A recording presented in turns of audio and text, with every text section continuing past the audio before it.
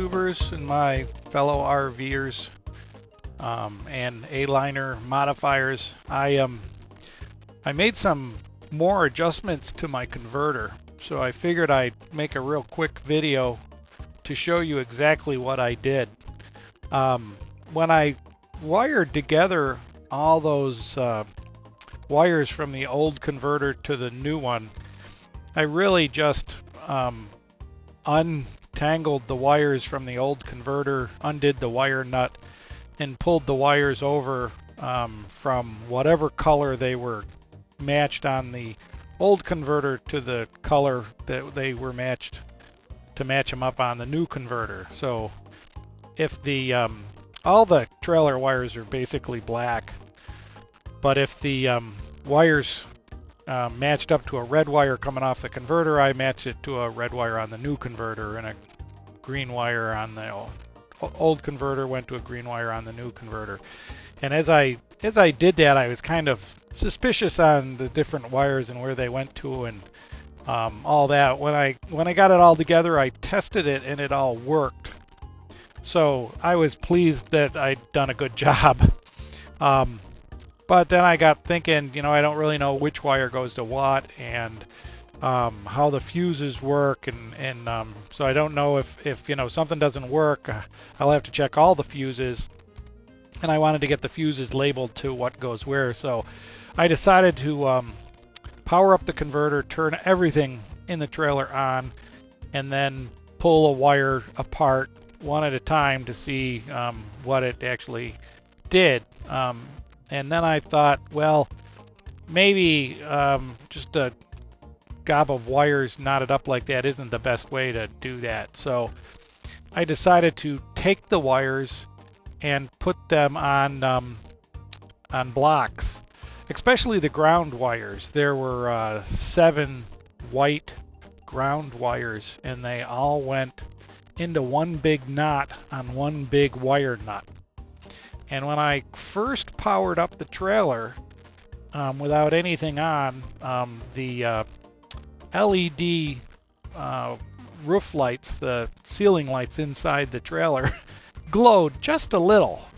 And that kind of indicates that there's power going backwards through the ground to them. So I wanted to clean up the ground wires. So to do that, I took the ground wires and put them on a grounding bar, which is just a bar with a lot of holes and screws in it. Then you stick the wires through the bar and tighten the screws down to anchor them tightly to the bar. And that's what I did. This ensured a nice tight ground, good contact and everything. And so I decided I also wanted to do the same thing with all the power wires. And then I could disconnect them one at a time and see what they are. So I bought a terminal block, which is in this picture, all wired up. And I had to add ends to the wires. I had to run to the store and buy some wire ends, terminal ends, in a spade type terminal ends, and crimp those on the end of the wires. And that allows you to slide them under the little screws and tighten them down and make them a real good contact. So I did that, and while I was doing that, I got to power up each wire individually, and with everything turned on, I could see what was coming on. And you know, I got I had a label maker, so I printed out labels and twisted them around the wire, so all the wires are labeled except for one, and I suspect the one that I couldn't figure out what it was is actually the auxiliary outlet in the trailer. There's one like a cigarette lighter plug, and that's nice to use, but I didn't have anything to plug into it, so I'll have to test that one later. But so all my wires are now labeled, and they're all on a terminal block, and the grounds are all grounded on a grounding bar.